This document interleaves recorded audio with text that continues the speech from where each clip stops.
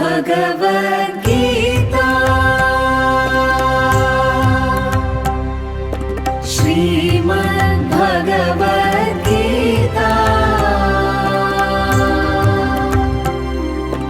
జై శ్రీకృష్ణ.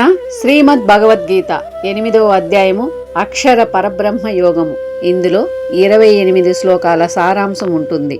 అర్జునుడు ప్రశ్నించెను, ఓ దేవదేవా, పురుషోత్తమ, బ్రహ్మం అంటే ఏమిటి, ఆత్మ అంటే ఏమిటి, కామ్య కర్మాలంటే ఏమిటి, అధిభూతము మరియు అధిదైవము అని వేటిని అంటారు? ఓ మధుసూదన, ఈ శరీరంలో అధి యజ్ఞము ఎవరు, ఆయన ఎలా ఉంటాడు, మరణించే సమయంలో నియమబద్ధమైన మనసు కలవారు నిన్ను ఎలా తెలుసుకోగలరు? శ్రీకృష్ణ భగవానుడు పలికెను, అక్షరము మరియు పరమమైనది బ్రహ్మము, జీవులలోని స్వభావమే అధ్యాత్మము, భూతాల పుట్టుకకు పెరుగుదలకు కారణమైన త్యాగమే కర్మ. ఓ దేహదారులలో శ్రేష్ఠుడా, నశించే స్వభావం కల పదార్థాలన్నీ అధిభూతము, హిరణ్య గర్భుడైన పురుషుడు అది దైవము, దేహదారులందరిలో అంతర్యామిగా ఉండి యజ్ఞ ఫలాలను ఇచ్చే నేనే అది యజ్ఞము.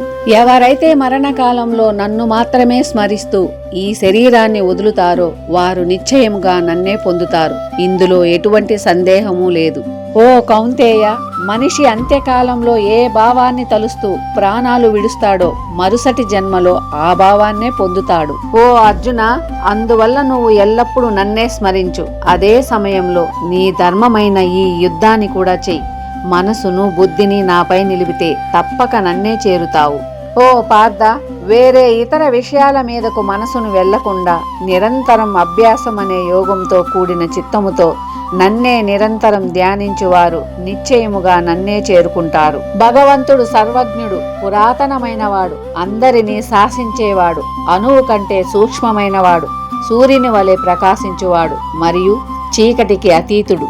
మరణించే సమయంలో భక్తితో యోగ బలంతో ప్రాణవాయువుని కనుబొమ్మల మధ్య నిలిపి భగవంతుని స్మరించేవారు ఆ పరమాత్మను పొందుతారు. వేద విధులు దేనిని అక్షరమని అంటారో, కోరికలు లేని మునులు దేనిలో ప్రవేశిస్తారో, దేనికోసం బ్రహ్మచార్యం పాటిస్తారో ఆ ఓంకారతత్వాన్ని నీకు క్లుప్తంగా చెబుతాను.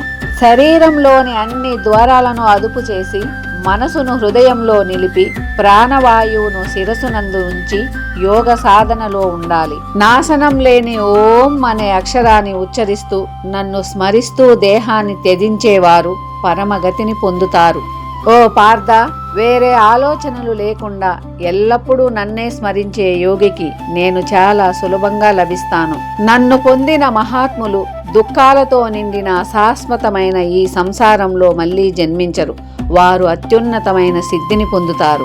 భౌతిక జగమునందలి అత్యున్నతమైన లోకము మొదలుకొని అధమలోకము వరకు సర్వలోకములు జనన మరణముతో కూడిన దుఃఖ ప్రదేశాలే. బ్రహ్మలోకం వరకు ఉన్న అన్ని లోకాలు తిరిగి జన్మించవలసిందే. కాని ఓ కౌంతేయ, నన్ను పొందిన వారికి మాత్రం పునర్జన్మ అనేది ఉండదు. బ్రహ్మదేవుని ఒక్క పగలు అంటే 1000 మహాయుగాలని, అలాగే ఆయన ఒక రాత్రి కూడా 1000 మహాయుగాలని తెలిసిన వారే కాలం యొక్క తత్వాన్ని తెలిసిన వారు. బ్రహ్మ పగలు రాగానే అవ్యక్తం నుండి జీవులన్నీ పుడతాయి. రాత్రి రాగానే అవన్నీ తిరిగి అవ్యక్తంలోకి కలిసిపోతాయి. ఓ పార్థ, ఈ ప్రాణికోటి అంతా రాత్రి అవగానే వివసులై లయమవ్వడము, పగలు కాగానే మళ్లీ పుట్టడం అనేది ప్రకృతి సిద్ధంగా జరుగుతూనే ఉంటుంది. కానీ ఈ వ్యక్త అవ్యక్త ప్రకృతి కంటే అతీతమైన సనాతనమైన మరొక వ్యక్త భావం ఉంది. సర్వ ప్రాణులు నశించినా అది నశించదు. దానినే అక్షరమని పరమగతి అని అంటారు.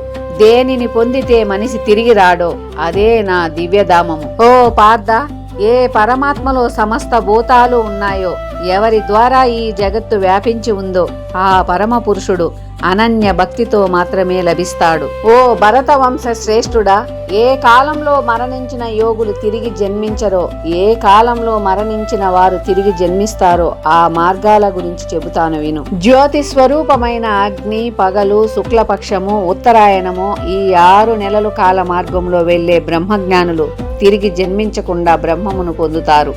ధూపమునందు రాత్రి యందు కృష్ణపక్షము దక్షిణాయనము ఈ కాల మార్గంలో వెళ్లే యోగి చంద్రలోకం వెళ్లి తన పుణ్యకాలం అనుభవించి మళ్లీ భూమిపై జన్మిస్తాడు.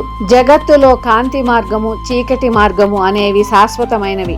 మొదటి దాని వల్ల మోక్షం, రెండో దాని వల్ల పునర్జన్మ కలుగుతుంది. ఓ అర్జున, ఈ రెండు మార్గాల రహస్యం తెలిసిన యోగి ఎప్పుడూ మోహానికి గురికాడు. కాబట్టి నువ్వు ఎల్లప్పుడూ యోగయుక్తుడువై ఉండు. వేద పఠనం, యజ్ఞాలు, తపస్సులు, దానాల వల్ల వచ్చే పుణ్యాల కంటే మిన్నగా ఈ జ్ఞానాన్ని పొందిన యోగి వాటన్నింటినీ అధిగమించి ఆది పురుషుడైన పరమాత్మను చేరుకుంటాడు.